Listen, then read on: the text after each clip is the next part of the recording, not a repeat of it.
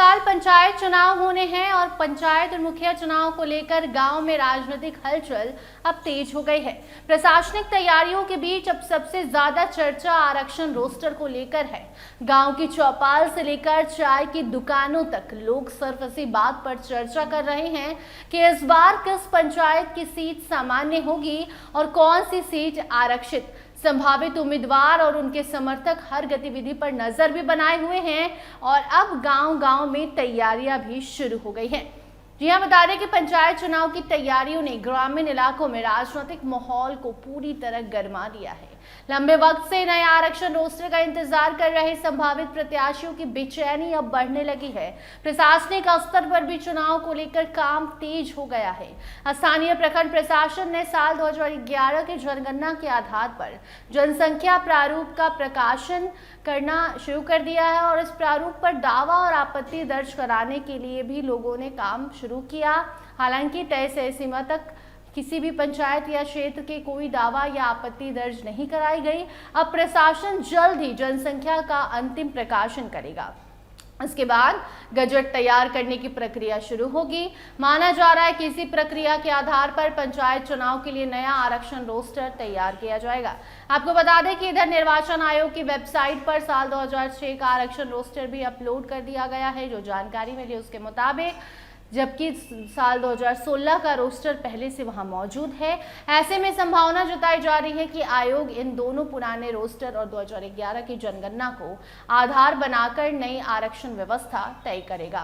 बीते 2 दशकों से पंचायत चुनाव में आरक्षण की प्रक्रिया लगभग तय चक्र के अनुसार चलती रही है।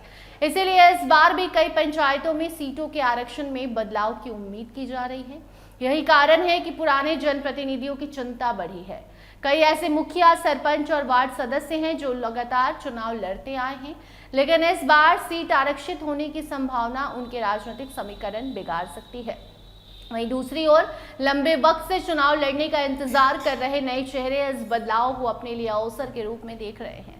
कई जगहों पर संभावित उम्मीदवारों ने अभी से लोगों के बीच जनसंपर्क बढ़ाना शुरू कर दिया है। गांव में छोटी छोटी बैठकों का दौर भी शुरू हो चुका है। ग्रामीण इलाकों में चुनावी चर्चा का माहौल लगातार तेज है। गांव की चौपाल, बाजार या चाय दुकानों पर लोग संभावित आरक्षण को लेकर अपने अपने अनुमान भी लगाने शुरू कर चुके हैं।